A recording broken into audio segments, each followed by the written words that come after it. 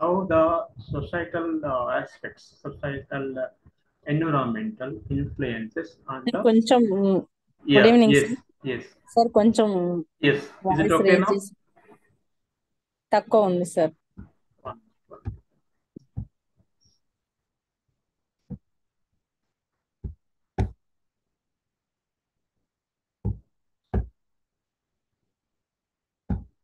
Yes, is it okay now? Yes, sir. Hello. Yeah. Okay. Here, social learning, as I mentioned, learning is a modification of behavior through experience and training. These are the two important these factors of learning, two important steps of learning. One is training, second part is the experience. Okay, say Experience. they here in this training process, or you can say in the learning process. So by seeing the societal environmental factors, for example, by observing the others or neighbors in our society, the individual, or you can say the child, learns so many things. Okay, so social learning also refers to a type of learning that occurs when students learn or when the child learns from others. That others may be neighbors, that others may be siblings, that others may be from their school environment, like teachers, the classmates, or senior classmates, senior students. These all comes under the learning process. So in society, as we know, in society, first one is the family. Okay, then neighborhood. Then third is the education institutions or the workplace. These all comes under our external environment. Okay, or you can say we know we have some idea about the any development, any psychological development of individual is depending on two important domains, or you can say two important factors. One is heredity, second is the environment. So this society comes under the environment. Family is one environment. Okay, school or workplace is other environment. Another third one is the society. So society is the environment where we learn so many things. Our behavior or the behavior will modify from our nearby people.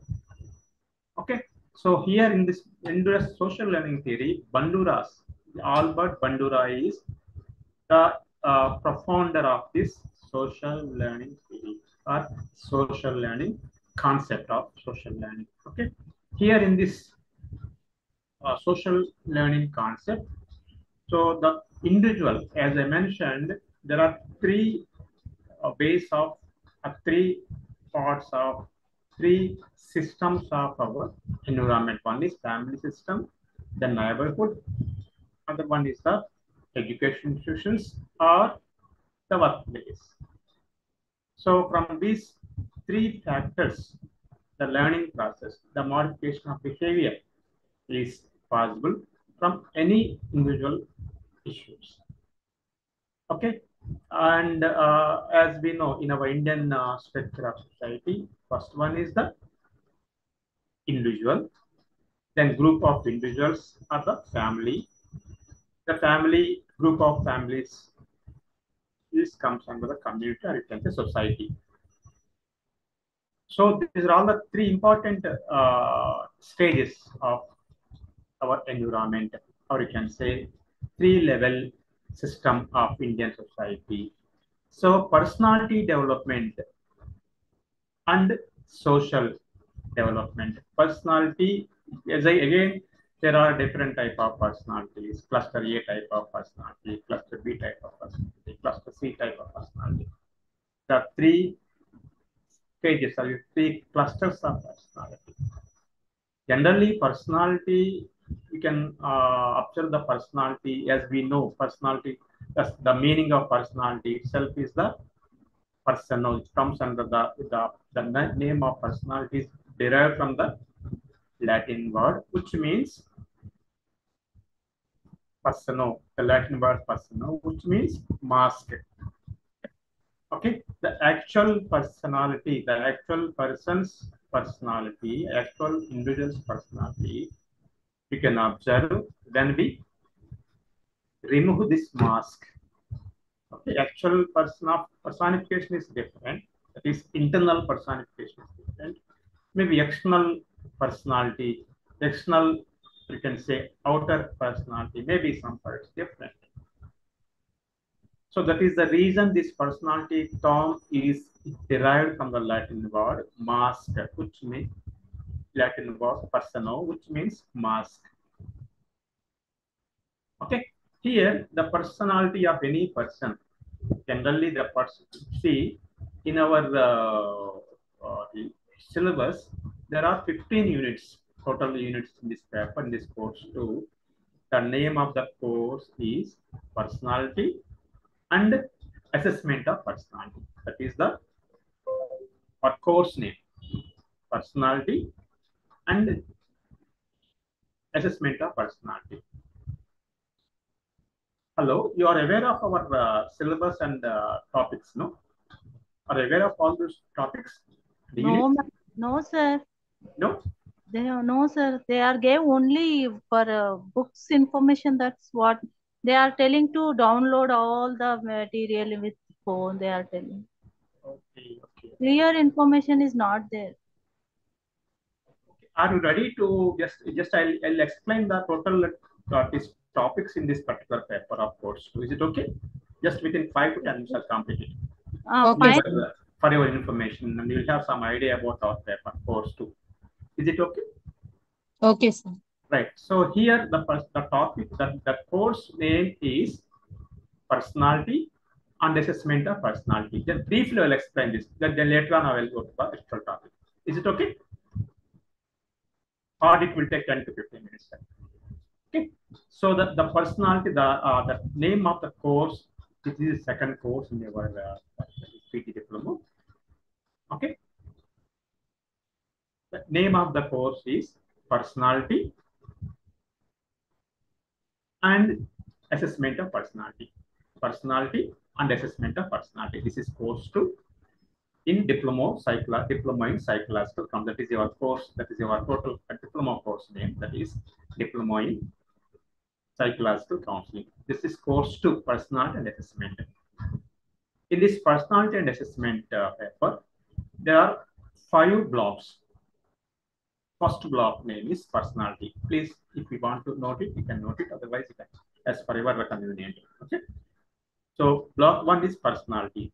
In block 1, personality. Block 2 name is behavioral approach. Block 1 name is personality.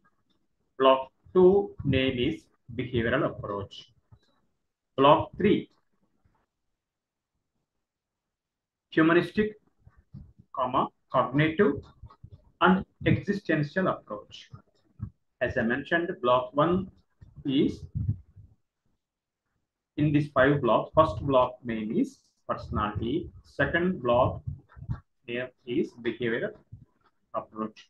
The third block name is humanistic, cognitive and existential approach. Block 4 is other approaches to personality. Other approaches to personality. And fifth block, assessment of personality. These are the 5 blocks in this course. So in first block, as I already mentioned, the name of the block 1 is personality. In this personality block, unit 1 is concepts and determinants of personality. Concepts and determinants of personality. That is unit 1. In each block, there are 3 units. Each block is consisting of 3 units. For example, the block 1 name, as I mentioned, personality. Unit 1, the topic of unit 1 is concepts and determinants of personality. Concepts and determinants of personality. Okay. Unit 2 name is Sigmund Freud's psychoanalytical theory. Sigmund Freud's, or you can say Freud's psychoanalytical theory. That is Unit 2 in Block 1. Unit 3 in Block 1 of personality, Neo-Freudian approaches, or you can say NEO. Sigmund Freud's Neo-Freudian approaches. That is the Unit 3. In these approaches, there are two theories, that is Erikson theory and Adler theory. Erikson approach and Adler approach. I think these are all the 3 units are covered by our professor, Janavati sir. Personality, Block 1 personality. These are the 3 units. One is concepts and determinants of personality. Second unit name is Freudian psychoanalytical theory, or you can Sigmund Freud's psychoanalytical theory. You can note that. Unit 3 is Neo-Freudian approaches. In this approach, there are 2 important approaches, that is Erikson's and Adler's. These are all the 3 units comes under the first block of personality. Now block 2. In block 2, behavioral approaches. Behavioral, the name of the block 2 is behavioral approach. In this behavioral approach, there are 3 units. As I mentioned, each block there are 3 units. First unit, that means unit 4. Unit 4, principles of classical conditioning. We already discussed that 2 days back, that's on Sunday. Sorry, Saturday. Principles of classical conditioning, that is unit number 4. Unit 5, principles of operant conditioning. Principles of operant conditioning. That is the unit 5 in block 2. The name of the block, behavioral approach. Now the unit 6, social learning. Social learning. That is unit 6, social learning, which we are going to discuss now today. Social learning. It is modeling and observational learning. In this social learning, there are 2 important topics. One is modeling and observational learning. That is unit 6. In block 2, unit 4, unit 5, and unit 6. Unit 4 means principles of classical conditioning. Unit 5 is principles of operant conditioning. Unit 6, social learning. In this social learning, both modeling and observational learning we need to discuss. We will discuss mostly today. It is fun. Then block 3. Block 3 name is, in this block 3, humanistic, cognitive, and existential approaches we will discuss. In this block 3, humanistic, cognitive, and existential approaches. In block 2, behavioral approach we are discussing. In block 3, humanistic approach, cognitive approach, and existential approaches. So means approaches of personality. In second block, behavioral approaches of personality, and in block 3, humanistic, cognitive, and existential approaches of personality. That is the name of block: the humanistic, cognitive, and existential approach of personality. That is the approach. Now in block 3, unit 7, humanistic approach of Maslow and Rogers. Humanistic unit 7 topic is 7th unit. Topic of 7th unit is humanistic approach. Humanistic approach of Maslow and Rogers. Rogers means Carl Rogers.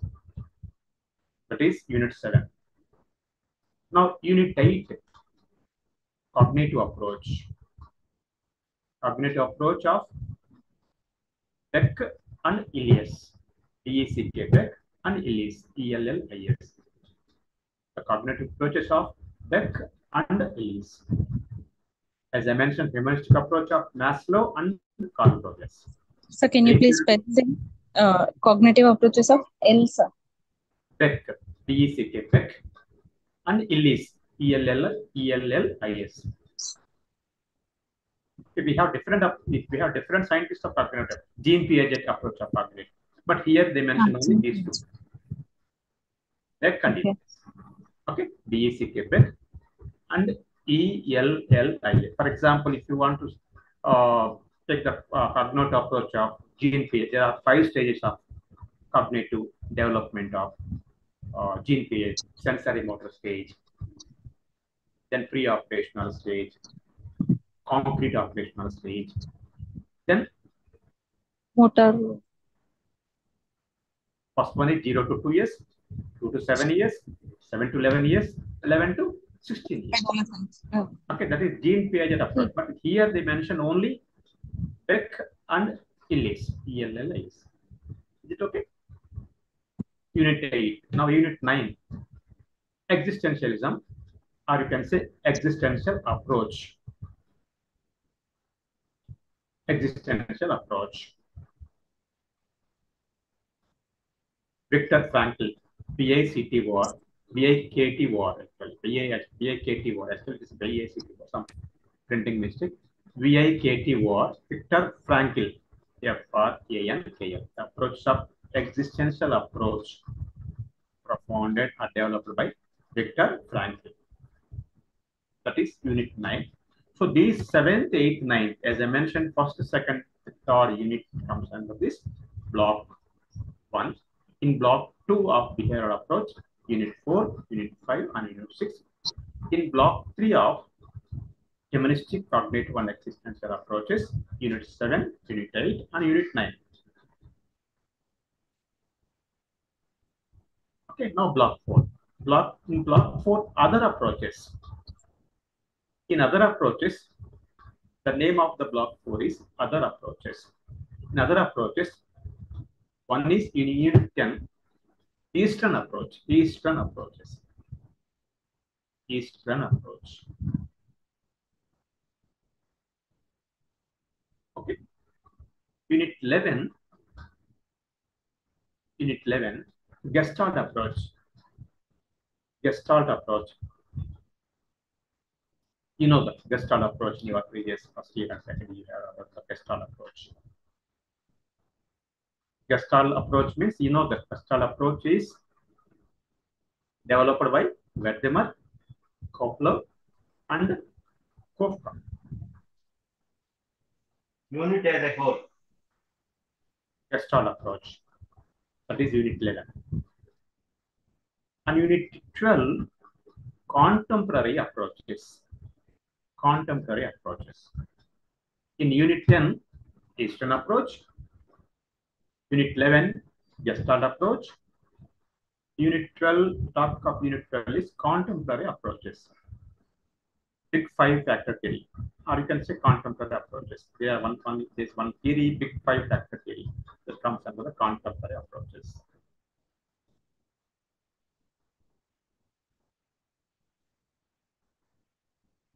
Now, block 5.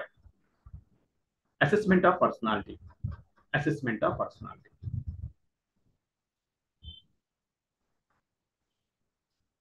In assessment of personality, the name of the block 5, assessment of personality. In this assessment of personality, Unit 13.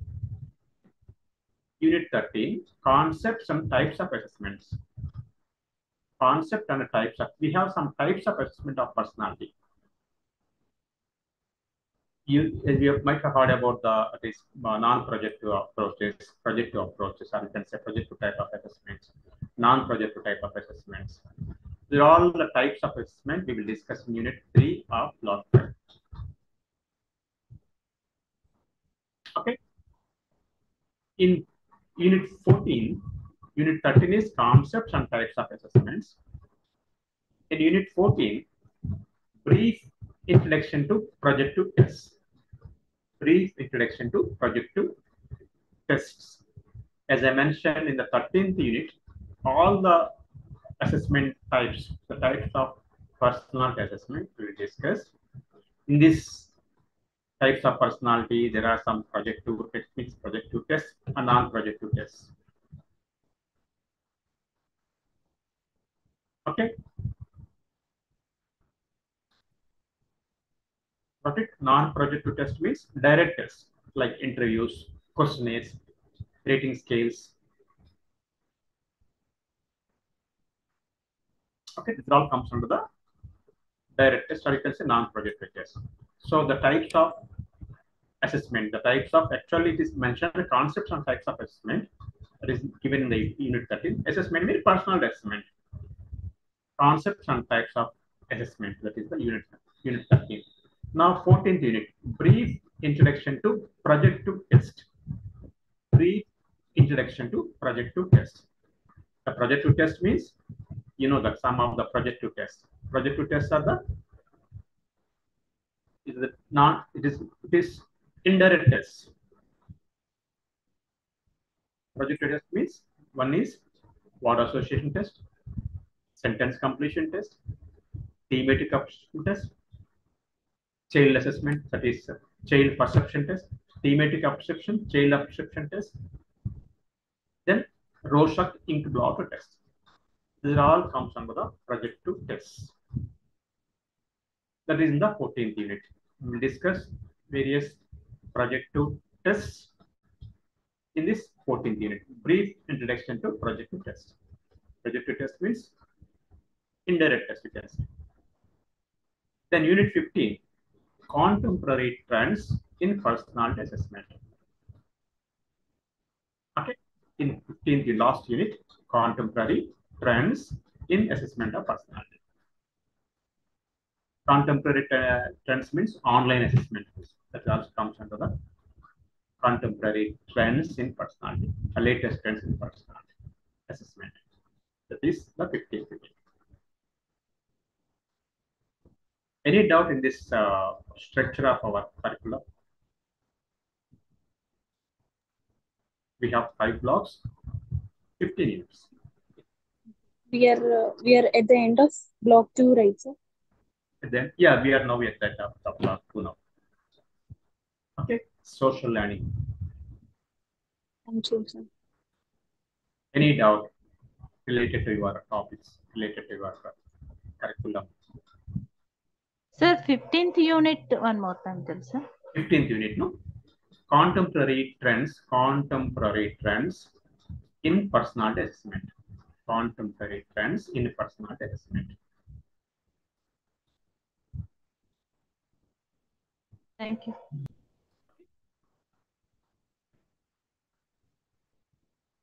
Is it okay now? Okay, sir. Yes. Now, social learning theory of Albert Bandura's. As I mentioned, learning is a continuous process. It is a process from birth to end of our individual's life. It's a continuous process. Okay, learning is a continuous process. So many things we need to learn from various sources, from various sources, you can say. Okay, so here in this social learning theory of Bandura, learning is possible from our society, from our neighbors. Okay, here in this personality development and social learning that we are discussing now, how the personality development possible through societal learning, from society learning, you can say.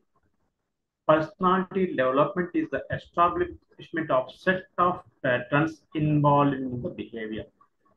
There are some patterns of behavior which molds the personality. So, means personality development, or you can say personality of any individual, is through the behavior, temperament, and the character that a person displays on a regular basis.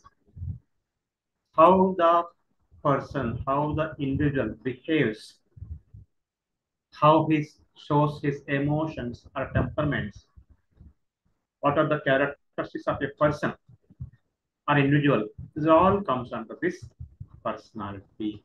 Social learning theory postulates that a large amount of features of people personality may come from observing the others in the family or society. According to social learning theory, as I mentioned, personality is the various what is involved factors. One is how the person behaves, how his emotional or how his emotional issues, how his temperament, and what are the different characteristics of a person. It all comes under this, how he shows his emotions, whether he is emotionally balanced situation or emotionally imbalanced person. So social learning theory, large amount of, according to the social learning theory, major factor of personality of any individual is depending on how he is observing from the, how he is observing and how he is learning, how the individual learning from the others in the society. As I mentioned, others, family members maybe, siblings maybe, classmates maybe, teachers maybe, or any peer age group children. Okay, so here there are some factors of how the person behaves by seeing the others in the society. One is behavioral factors in reciprocal manner. Behavioral factor in reciprocal determinism, or you can say behavioral factors in reciprocal determinism. According to this concept of reciprocal determinism, a person's behavior is influenced through cognitive process and environmental factors such as social stimulus. I repeat, three factors of behavior, how the person's behavior from the society. Number one, behavioral factor in reciprocal determinism. The concept of reciprocal determinism means a person's behavior is influenced through cognitive process and environmental factors such as social stimulus. For example, a child acts out because they don't like school. So, for example, if his cognition, if his understanding related to the school environment is not positive, if it is his cognition, his thought process, his understanding about the school. For example, if you are not providing that type of positive environment in the school, that means it creates some sort of negative understanding among the children or any child. So it leads some sort of negative behavior, or you can say negative attitude. As we know, behavior, why we are talking about behavior. This block is completely related to the behavioral approach. And why behavioral approach of personality is major aspect means we know the definition of psychology. What is the psychology actually? What how you define psychology? Anyone? What is psychology? Hello. Study of behavior, sir. Study Yes. of behavior. Because see, literary meaning is very different. Literary meaning means behavior, psychology, psyche, and logos, study of mind, study of soul. Finally, study of behavior, according to the J.B. Watson. Okay, J.B. Watson defined psychology as the behavior of individual, or you can say it's a behavioral science. So that is the reason behavior is the most important approach, the most important factor which influence the personality of any person. Here, behavioral factor in reciprocal determinism means this behavioral factor in reciprocal determinism means the behavior is influenced through cognitive process and environmental factors such as social stimulus. How the social stimulus influence of the particular person's cognitive, or you can say understanding factors, as I mentioned in the example. If the school environment is not suitable to the child, it is not up to the mark. So the child understands, or the individual understands the attitude of the child based on the understanding capabilities. As we know, there are three important components of behavior. First one is the cognitive domain, or you can say cognitive component. It is intellectual component. You can say it's an intellectual component. Second is the affective component. Third is the cognitive component, or you can say psychomotor component, or you can say behavioral component. First one is cognitive component, means understanding capabilities, knowledge, understanding, how the child understands related to the how is that what is the understanding of the child regarding the school environment. If the school environment is not up to the mark, it is not suitable to the cognitive or your understanding capabilities of the child, what happens? What is the second domain? Affective domain. That means attitudes, aspirations, emotions comes under the second domain of behavior.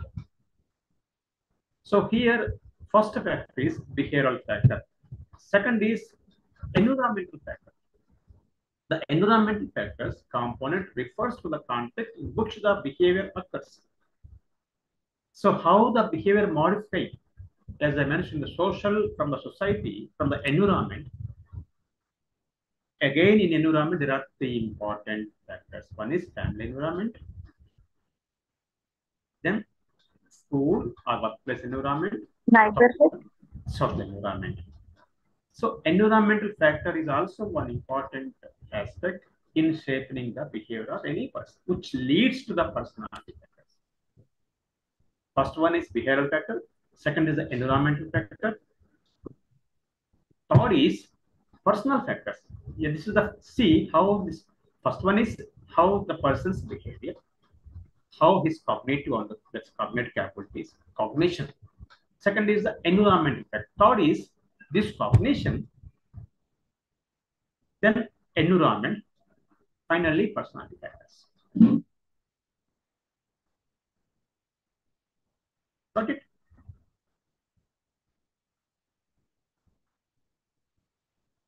Based on these three factors, there are other source of efficacy, or you can say self-efficacy. What is efficacy?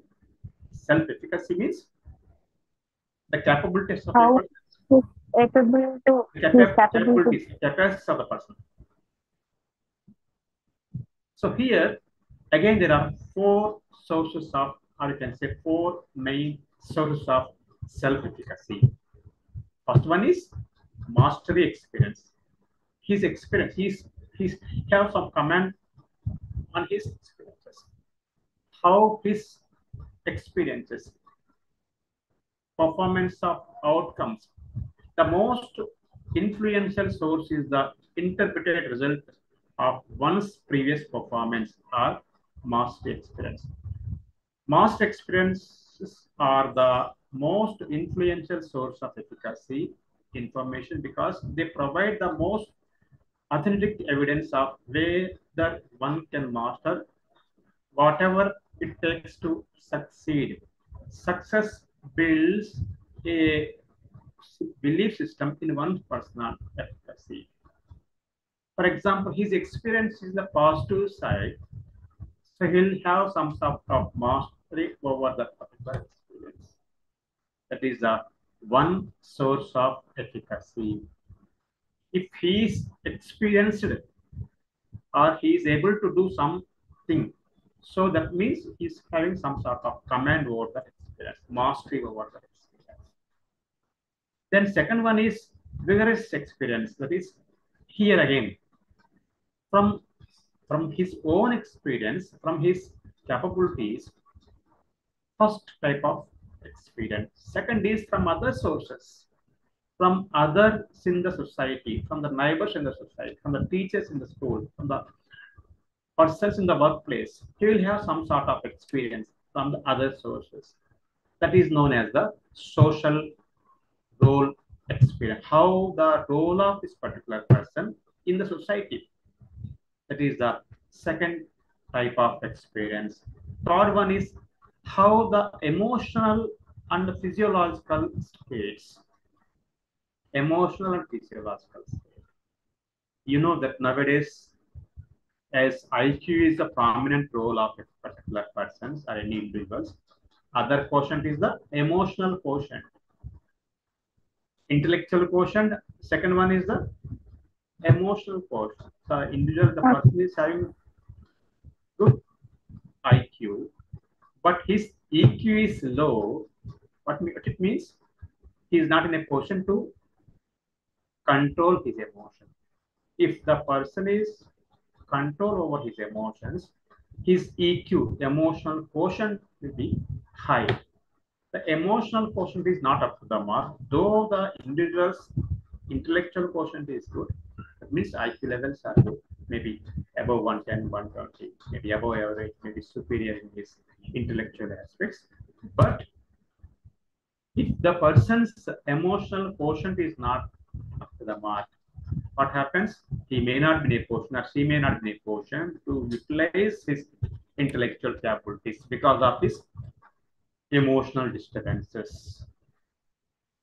Emotional disturbances leads some physiological issues. Means, Sir, sir, yeah.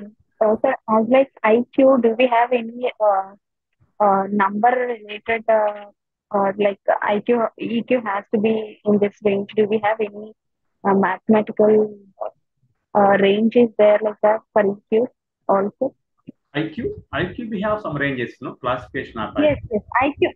IQ, we have like 60 to 70. For emotional, one is there is no any classification of emotions, but Standard.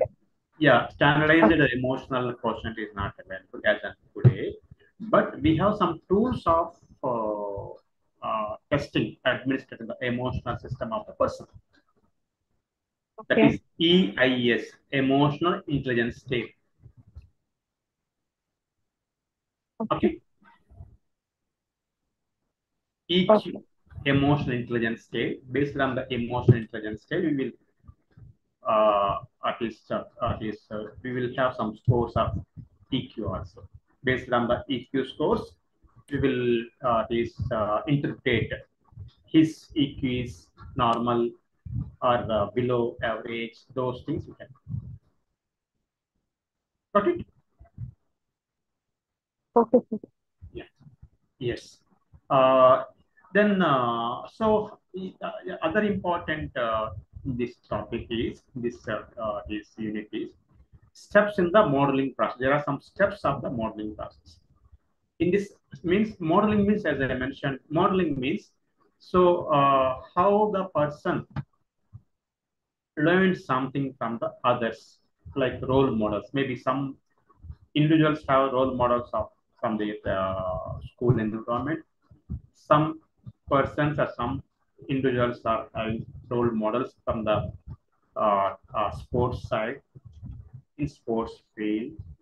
Some individuals have role models from from the other politicians, and from other cine heroes or heroines. These are various types of various the sources of getting modeling models from the other sources, you can say. There are some steps in the modeling process, how the person learns from their models. Okay, so here first one is observational learning. It has 4 bases of function.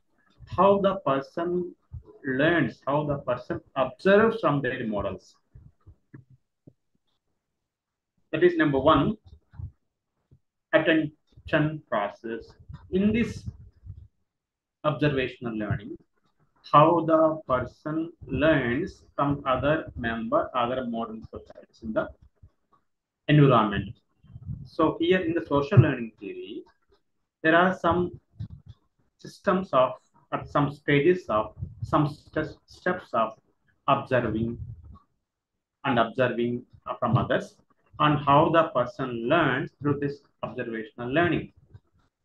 Some 4 basic functions of observation learning. Number 1, attention process, attentiveness, or you can say attention process. When they are learning something from the others, they need to be very attentive.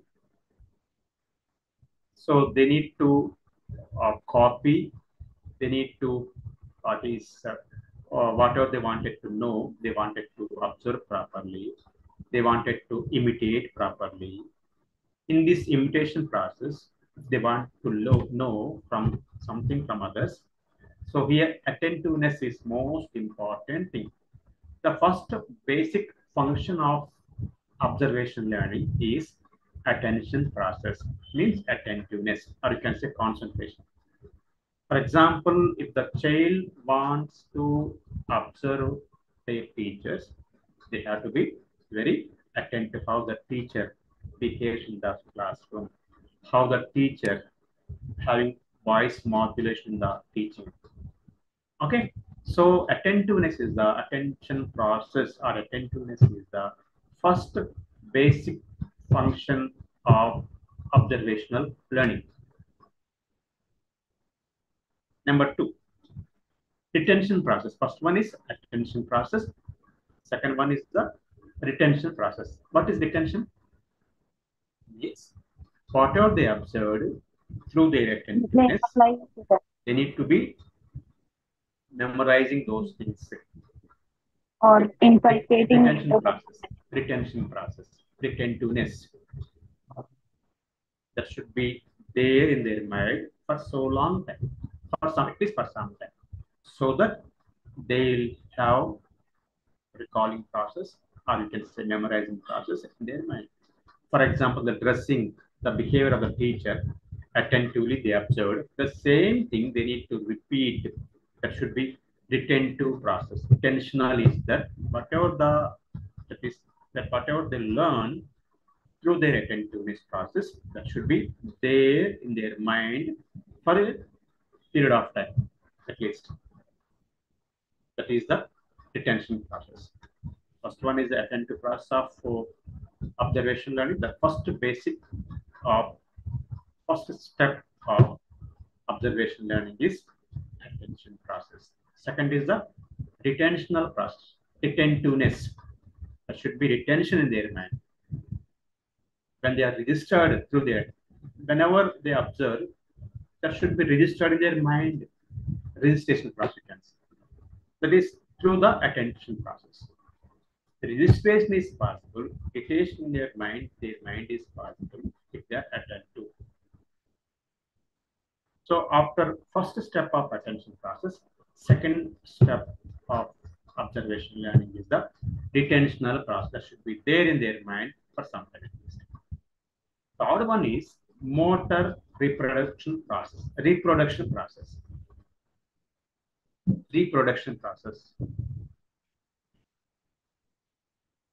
Here, motor reproduction process. The reproduction process is different in the memory process. You know what is memory? According to Ebbinghaus. Who is Ebbinghaus? Ebbing, Ebbinghaus. Haus. Ebbinghaus is the scientist. Ebbinghaus is a psychologist. Administered many experiments on memory and forgetting. According to Ebbinghaus, memory is reproduction of learned aspects in the same form and same order. That is the definition of memory according to Ebbinghaus. Ebbing, Haus, Haus. So according to the Ebbinghaus, reproduction is the main aspect in the memory. Same way here also in the third step of observation learning is reproduction process, but here motor reproduction process. Motor reproduction process means movements. Whatever we observe, we perceive to remember of the model, and the remember behavior has to be translated into action. Motor means activities, action. Imitating means you need to give some sort of activities. You need to show through the activities. That is the reason third base of observational learning is reproduction process, but it is a motor reproduction process. Means through activities you have to imitate whatever you observe from the dancer, from the other person, from the teacher. So it should be in the activity base. That is the reason third base of observational learning is the motor reproduction process. Fourth one is motivational process. If an individual observes a model behavior and try to put into action, there is most important thing is motivational process.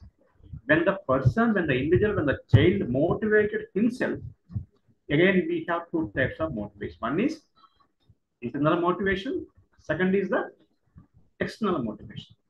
So the fourth important step of observational behavior is the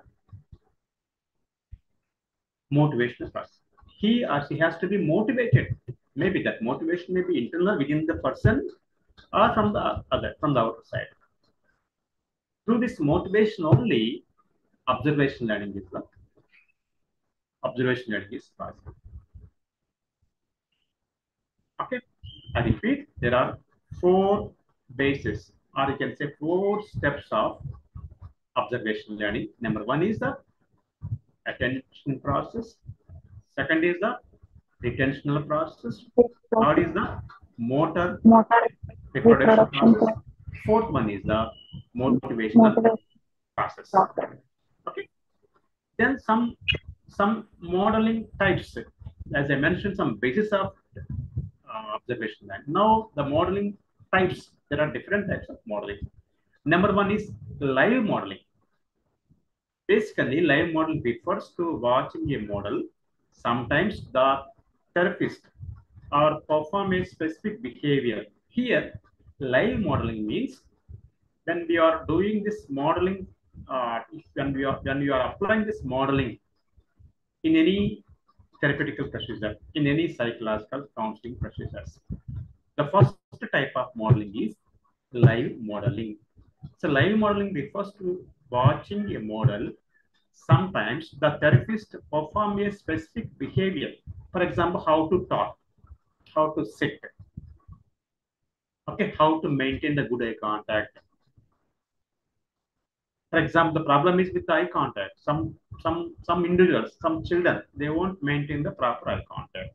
In some cases of ADHD, some type of SLDs, specific learning disabilities.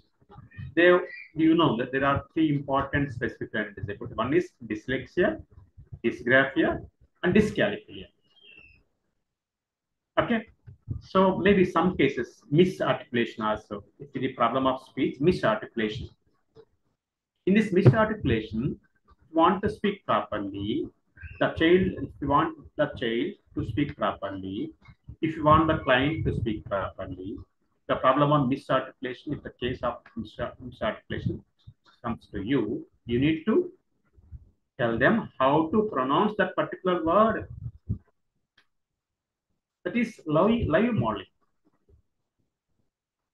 Number one, types of modeling. First one is the live. Second one is symbolic modeling. First one is the live modeling. Second is the symbolic modeling. Often the live model is not available. In some cases, live modeling is not possible. Direct modeling, live modeling, like direct model, is not possible. You have to some sort of symbols, some sort of examples, or some sort of video tapes. Okay, to show the appropriate. For example, behavior is not appropriate. His sitting tolerance is not there. What are the consequences of not sitting from one place? Restlessness, and you need to show the symbols. That means if it is not possible, live model is not possible. So some sort of symbolic models we have to show in our therapeutic procedures. Got it? First one is types of modeling, as I mentioned. First one is the live modeling. The type of behavior, the system of behavior is the way of behaving the child proper. You need to show how to behave through this live modeling. Second is symbolic modeling. Live modeling is not possible in some cases. In that cases, better to show some sort of symbolic modeling through some video tapes, okay, some photographs, some pictures, So you have to show this is the way we need to show them. This is the way to behave. Third one is the self-modeling. Sometimes it is helpful to videotapes a client performing the target behavior in a desired way. So ask the child, ask the person, ask the individual to modeling in his own way or in her own way. That is the self-modeling. First one is live modeling. Second is the symbolic modeling. Third is the self-modeling. Fourth one is the participant modeling. This modeling is helpful for the therapist to model the behavior of the client and to guide them for time to time. Pardon? For example, fourth one is the participant modeling. Participant model. If the client is afraid of climbing ladders, okay, are some cases, so the client may be having some sort of anxiety by seeing the water, by climbing the up under his ladder. What to do? Along with the client, along with the individual, along with the child, we need to involve in the activity which is not possible to the client. So we are also participant in the activity because the child or the participant or the client or the individual is not in a position